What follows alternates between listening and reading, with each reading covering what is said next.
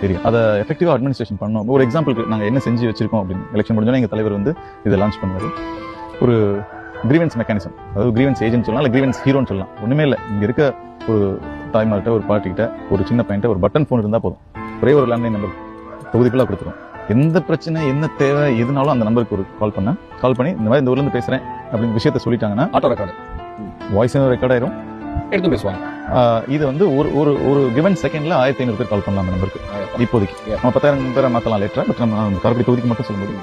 ஒரு 1500 பேருக்கு ஒரே இடத்துல பேச முடியும். இந்த மாதிரி எனக்கு லைட் இல்லை அப்படின்னு சொல்லி முடிச்சோடனே அது வந்து எம்எல்ஏவோட டேஷ்போர்டுக்கும் வார் ரூமோட டேஷ்போர்டுக்கும் வந்துடும். இங்கே 24 மணி நேரம் ஒரு ஷிஃப்ட் பேசிஸில் ஒர்க் பண்ணுறதுக்கு டீம் இருப்பாங்க.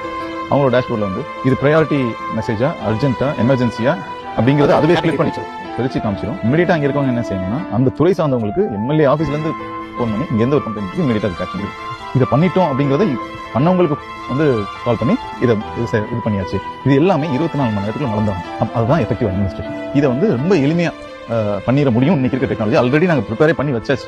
ரூட் எல்லாம் ரெடி, எல்லாமே லான்ச்சிங் தான்.